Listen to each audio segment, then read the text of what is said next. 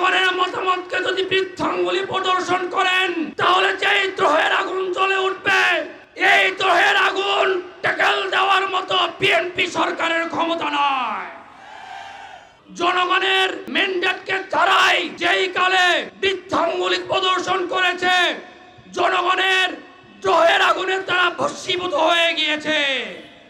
Fascist Awami League কর্তৃক সংগঠিত সকল গুম, খুন এবং গণহত্যার বিচার এবং আমাদের প্রাণের দাবি জুলাই সনদ বাস্তবায়নের দাবিতে আজকের এই ছাত্র সমাবেশে উপস্থিত বিক্ষুব্ধ ছাত্র জনতা সকলকে জানাচ্ছি আন্তরিক শুভেচ্ছা ও মোবারকবাদ।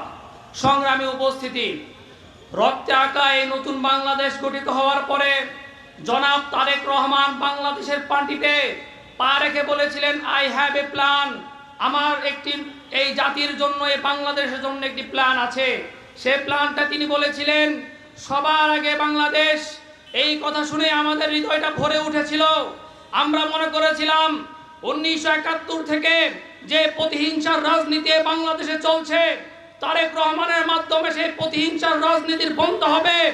1971 সাল থেকে আজ পর্যন্ত বাংলাদেশে যেই দলীয়করণ, পরিবারতন্ত্রকরণ যে রাজনীতি চলছে, সেই রাজনীতি বন্ধ হবে। তারেক জিয়ার মাধ্যমে মনে করেছিলাম বাংলাদেশে হামলা এবং মামলা বাণিজ্যে যে রাজনীতি চলছে, সেই রাজনীতি বন্ধ হবে। কিন্তু আমরা দেখতে পেলাম কি, তিনি সবার আগে সবাইকে মাইনাস করে বাংলাদেশ গঠন করতে চান।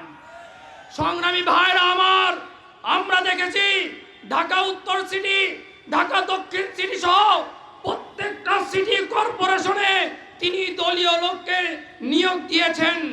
এই সরকার ক্ষমতায় আসার পরে আমরা মনে করেছিলাম 2009 সালে পিলখানায় আমার বাংলাদেশের মেরুদণ্ড সেনাবাহিনীকে যেভাবে হত্যা করা হয়েছে, সেই হত্যাকাণ্ডের বিচার হবে।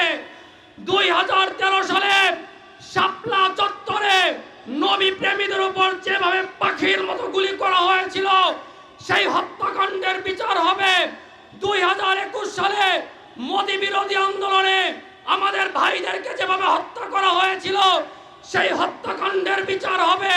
কিন্তু এইগুলো নিয়ে আলোচনা বাদ দিয়ে সংসদে স্বরাষ্ট্রমন্ত্রী নামক সংবিধান মন্ত্রী জুলাই সনদ পুরুষ নামে এর ব্যাখ্যা বিশ্লেষণ করেন। সংগ্রামী ভাইরা আমার, আমাদের কথা হলো এই দেশের 70% মানুষ গণভোটের মাধ্যমে জুলাই সনদ বাস্তবায়নের জন্য ভোট দিয়েছে। আপনারা জনগণের ম্যান্ডেট বোঝার চেষ্টা করুন, জনগণের মতামতকে অগ্রাধিকার দেওয়ার চেষ্টা করুন।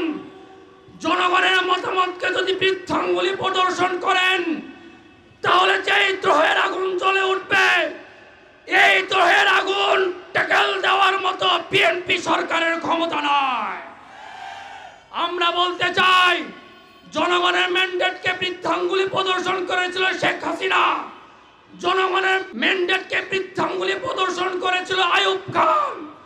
জনগণের ম্যান্ডেটকে তারাই যেই কালে বৃদ্ধাঙ্গুলি প্রদর্শন করেছে, জনগণের দ্রোহের আগুনে তারা ভস্মীভূত হয়ে গিয়েছে।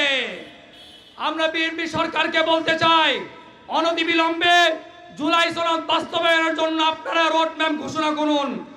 যদি রোডম্যাপ ঘোষণা করতে ব্যর্থ হন, জুলাই যোদ্ধারা আবার রাজপথে নামবে, ইনশাআল্লাহ। নাসরুম মিনাল্লাহি ওয়া ফাতহুন করিব। ওয়াসসালামু আলাইকুম ওয়া রাহমাতুল্লাহি ওয়া বারাকাতুহু।